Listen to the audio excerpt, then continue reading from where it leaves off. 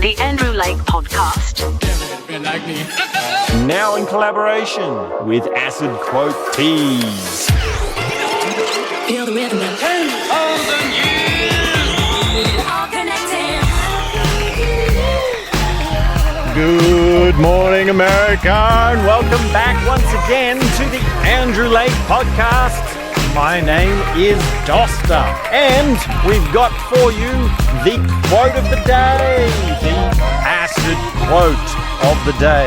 If you want anything to happen, you must be ready for anything. I'm hoping you're smiling, hoping you're feeling good, hoping you're enjoying your times. Shout out to Dallas, Texas. I was actually in Dallas, Texas one time, just as a stopover. And I remember the lady that was doing some of my paperwork process because, of course, the US of A, America, does have quite a lot of paperwork processes involved for it, even if you're stopping over. I was actually on my way to Cancun, Mexico. Anyway, I had a stopover and the lady was actually nice. It's a nice surprise. And I mean, Americans in general, they're loud, they're confident, but they are actually nice. They're good people. They are good people. Out of all the Americans that I've met quite a few. You know, you bump into them every now and then. They're about around the world. And it is nice for someone to be nice, for someone to say, hey, how are you? I hope you're having a good day. Take care of yourself. And I mean, I say this because I actually feel it. I actually do sincerely. I mean, it only counts if it's sincere in any situation. I mean, how many times in life? So many times. Just in these little things. You know, you might be ordering a coffee or you're at the shops and, I mean, I don't drink coffee these days, so I order a hot chocolate. And sometimes I like to say hello to the person who's taking my order, and sometimes they're quite rude. They will say, well, what's your order? Can I take your order? They don't even say hello. They just say, can I take your order? What do you want? And it's like, whoa, okay, slow down. And of course, you know, the problem is it's not entirely their fault, right? They're in this situation where they've had a lot of people come up to them and order a coffee and be less than perfectly patient with them. So it's put them into this situation. So, you know, people who work in service, people who provide a service, who make your coffee or your hot chocolate, they are under a kind of pressure. So it's not entirely their fault. But when someone is nice, like this lady was to me in Dallas, somehow that just stuck in my mind. And the thing about like me always wishing well on people and like always having this outpouring of happiness and joy and excitement and like I almost want to call it love. Sometimes it's love, but sometimes it's not that deep. Sometimes it's just like a daily happiness. Like for me, love is deeper, and that's beautiful when that happens. That does happen quite often. But just saying hello to a stranger, that's just basic ABC, day-to-day happiness. And there's something very important in that. There's something very, well, profound. I mean, I want to say that it's profound, but it's really not profound. I mean, it's profound, but it's not profound in a sense. And of course, you know, I know what you're thinking. You're like, okay, come on. You can't really be that happy for sure. Come on. Really, honestly. And honestly, well, yes, I have my hang-ups. And you might ask, well, don't you even know if it's not personal, if you're not hung up about your own life? Do you even know what's going on in the world? Like, do you even see the news? Do you even know what's happening? Take a look at the political climate. Take a look at what these politicians are doing. Take a look at what the world leaders are doing, the elite class. And that's just the beginning of it, right? Look at what's happening with our economics, with our environment.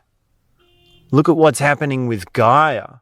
Look at what's happening with the ecosystems that are all interdependent around the globe. There's cancer happening. There is a cancer in the ecosystem. Species are dying. The air is becoming toxic. Pollution is rampant.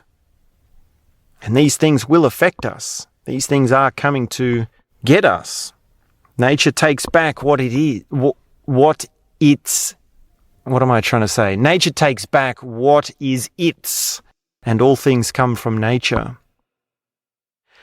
And that's just the beginning of it, right? You don't have to go far. You're only ever 2 clicks away from an outrageously scandalous injustice.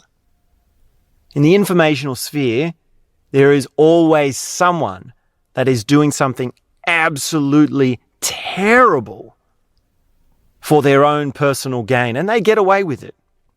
They get all the money and all the power. And I'm well aware of it, I've got access to the internet. I've been plugged into the informational sphere as much as anyone, although now I do try to avoid it, which is its own conversation, and it's not entirely for reasons of the darkness of what's going on in the world. But even with all that, with an awareness and even an engagement in the darkness of this humanity, I can still stand before you and say that I hope you're having a good day, and that I can feel the love in the air, and I can feel the positivity, and I can feel that there is something to smile about. There is something good to be. There's something good to feel. So when I say I hope you're having a beautiful day, I really do mean it. And I hope you feel it too. So, with that in mind, I would like to talk about today's acid quote, available now on Etsy.com. You can follow the link in the show notes to go to Acid Quote Tees to purchase this quote. If you want anything to happen, you must be ready for anything. And this sort of plays upon this idea, which we all face.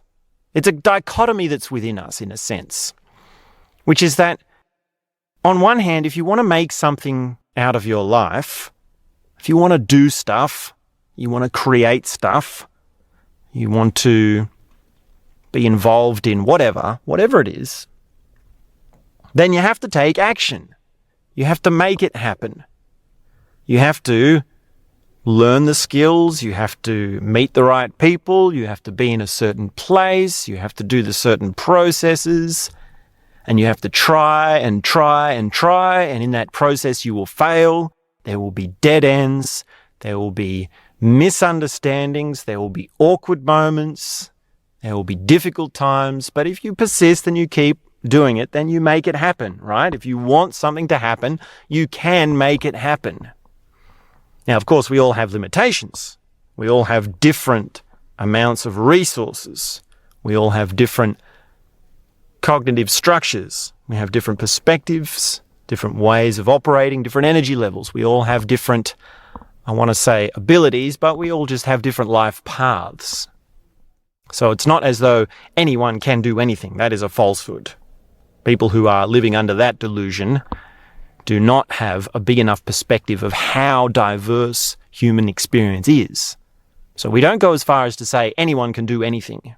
And that is a fallacy of the meritocracy paradigm. And we can unpack that some more. There's quite a lot in that. And yet, the other side of this thing of if you want something to happen, you must make it happen. The other side is that you must allow things to happen. You must let things happen. You actually can't make them happen. Things only happen in their own time. Things only happen when they are good and ready to do so. And some things do simply happen with the passing of time. Some things do have their way of seemingly to take forever. It seems like it will never happen. And then when it does happen, it just happens in a moment. And it's sudden. And it's all at once. So that's why this quote is so tricky, right? This quote is sort of playing on this thing of, if you want anything to happen, you must be ready for anything. While it's true, yes, it is true. If you want if you want something to happen, then you must do something. That is not a contradiction of this acid quote of the day. There's probably nowhere more starkly that we see this than when we put something on the calendar as an event, or even as the calendar year unfolds, the weeks and the months happen. You have a date where you've put in a certain event and you make whatever arrangements are required of that event, and when it comes round, well, then it's happening, then it's unfolding, then it's doing what it does. And it might seem like you're waiting for that event, which of course is its own dynamic within your sense of time, counting down the days. And if it's an event that you're looking forward to, then you're anxious to get to the days and you're getting more excited. And if it's an event that you're dreading, then, well, you're anxious and you're becoming more and more tense, more and more stressed.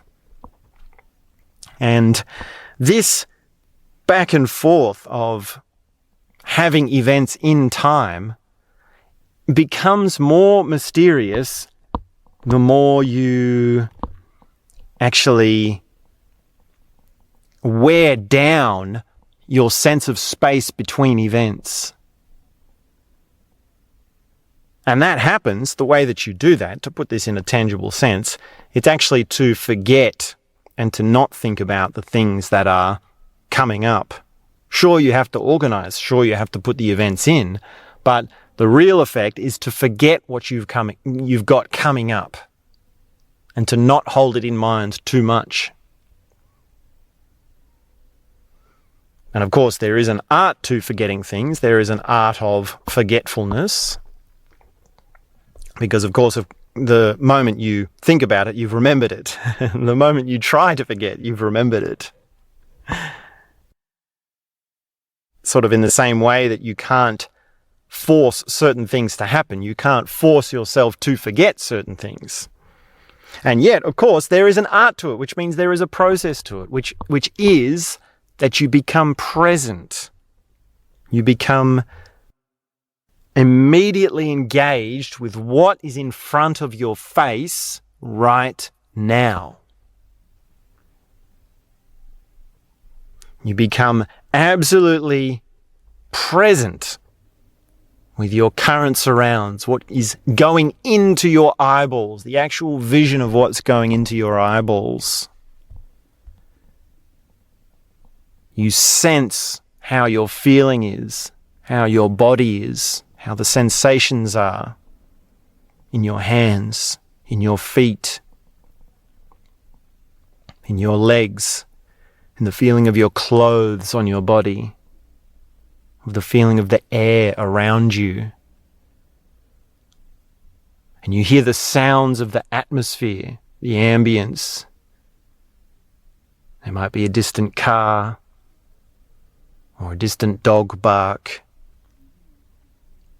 sound of someone's radio blaring.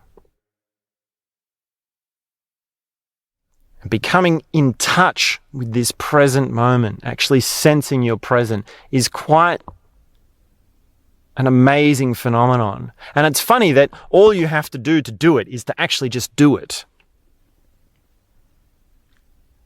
Like, as I describe these things, you can sense it already happening. You simply allow yourself to be present. Not many things are like that.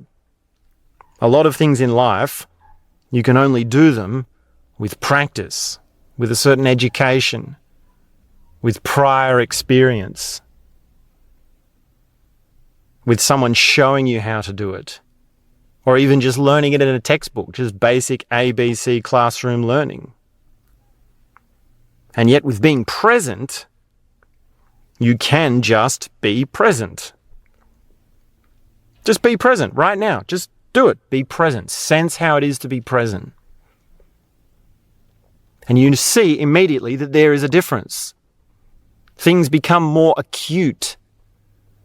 The moment impresses upon you. Like, are you going to remember whatever you're looking at right now, whatever image is going into your eyeballs, are you going to remember this image when you are falling asleep tonight in bed?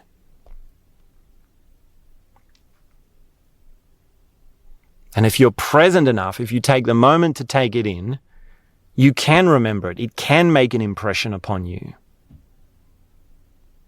And of course, even it being something absolutely generic. You're at the shops, or you're driving your car, or you're at work, or whatever you are doing. Absolutely mundane, and yet it makes more of an impression upon you. And that's you coming into reality more deeply.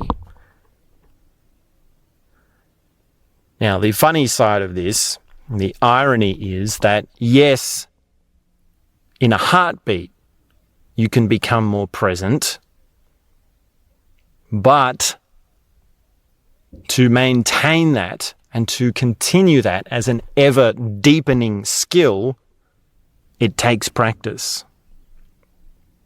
It takes time. It takes remembering. And it's funny that you have to remember that you have to forget what it is that you were trying to forget. If you want anything to happen, you must be ready for anything. I remember once I actually wrote this as a graffiti quote on a wall. Back in my graffiti days, I was a graffiti artist for over 10 years. I got up to some mischief in my time. And this quote, it's been around with me for so long, and it's just so funny. So I would write it in my graffiti hand style, which is also the style that you would see on the t-shirt design that we've got on Etsy. But anyway, there was some citizen buff happening with this one. It actually really upset someone, I think. I don't know why. It's not even the most offensive quote. But citizen buff happened, which is where in many countries, graffiti just happens and there's not enough resources to clean it. It would just be this thing that certain class of people do, and the government can't ever get around to cleaning it. So in those countries, graffiti is graffiti. In other countries, graffiti is buffed by the government, as in they allocate resources and funds to a team of people that go along and either clean it off or paint over it with a bland colour, very boring sort of tasteless colour.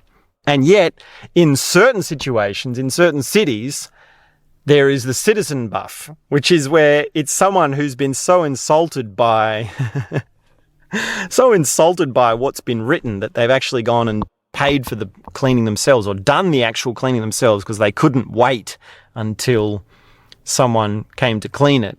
So that actually happened with this quote. It's the first and only time any of my graffiti was given a citizen buff.